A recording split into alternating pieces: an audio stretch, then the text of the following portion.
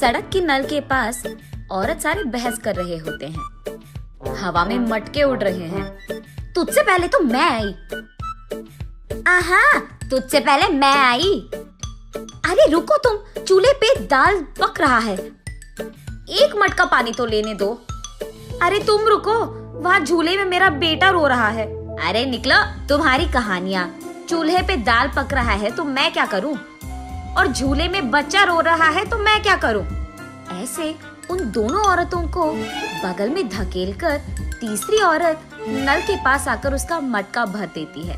इतने में वही बगल में आमने सामने घरों में रहने वाले मंदाकिनी और मंगतायरू उनके अपने अपने मटके लेकर वहाँ आते हैं। एक दूसरे को देखते ही वो दोनों गुस्से से लाल हो जाते हैं।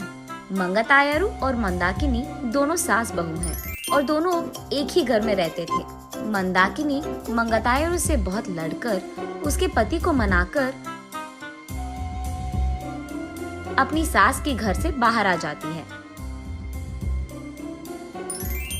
दोनों का अतीत उनके सामने आता है। एक मटका पानी लाने के लिए इतना नाटक करती थी।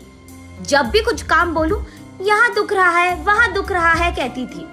और अब देखो, मेम साहब सुबह ही उठकर मटका में पानी भरने नल के पास आ रही है। सुबह उठते ही सारे पकवान को भैंस की तरह खाती रहती है, चीजों को यहाँ से वहाँ तक नहीं लगाती है। लेकिन अब देखो, भैंस चल के आ रही है मटके पानी के लिए। ऐसे एक दूसरे को कोसते हुए वो दोनों नल के पास आते हैं। सबसे पहले मंगतायरू पानी के लिए उसकी मटका नल के नीचे लगाती है। लो, आ गई भैंस।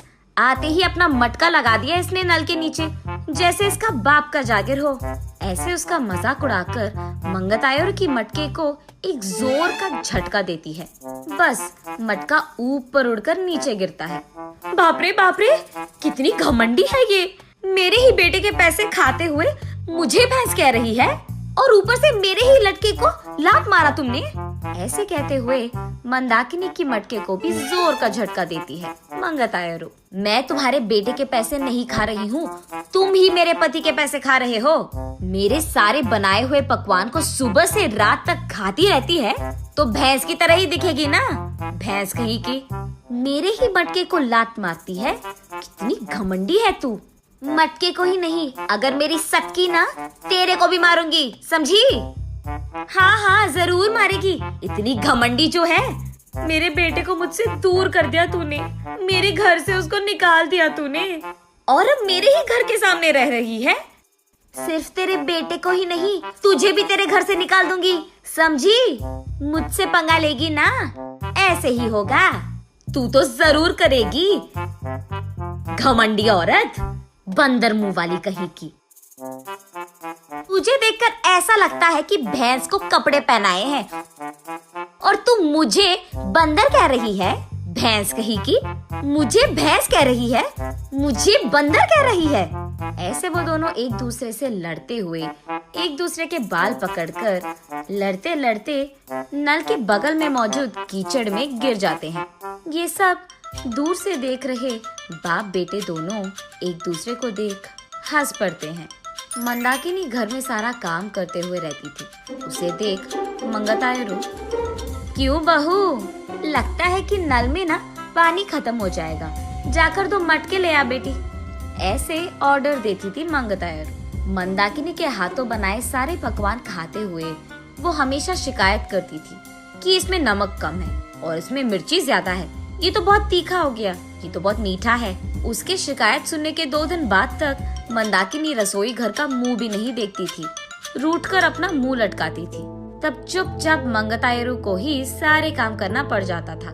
जब मंदाकिनी सारा घर को साफ करके 2 मिनट लेट जाती थी, तब मंगतायरू, घर के सामने रंगोली कौन डालेगा, तेरा बाप। ऐसे वो दोनों हमेशा बहस करते हुए लड़ते थे।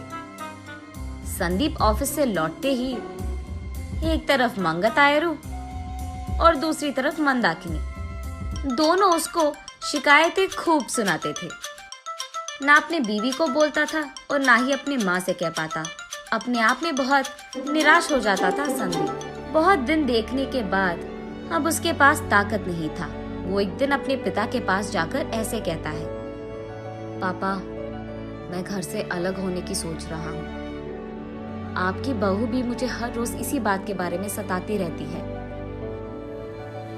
हाँ तो तुम सच में अलग हो जाओगे बेटा? तुम्हें क्या लगता है अलग रहने से इन दोनों में ममता जाग उठेगी? ममता और प्यार भले ही बाहर ना आए, लेकिन इन दोनों को इतना तो समझ आएगा कि एक दूसरे के बिना अपने अपने घरों में अकेले रहते हुए, सारे काम अकेले करते हुए कितना मुश्किल है। अब दोनों को समझ में आना है ना पापा कि अलग रहना कितना मुश्किल है। ऐसे कहता है।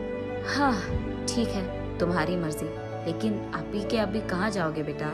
मैं कहाँ जाऊँगा, हमारे घर के एकदम सामने जो घर है उसमें किराए पे रहूंगा। ऐसे बाप बेटे दोनों ऐसी योजना बनाते हैं जिनसे सास बहू अनजान है। इन दोनों को सबक सिखाना तो छोड़ो, एकदम पागलों की तरह लड़ रहे हैं ये दोनों। ऐसे कीचड़ में गिरे सास बहू को देख उनके चारों ओर मौजूद सारे गांव वाले जोर जोर से हंसते रहते हैं।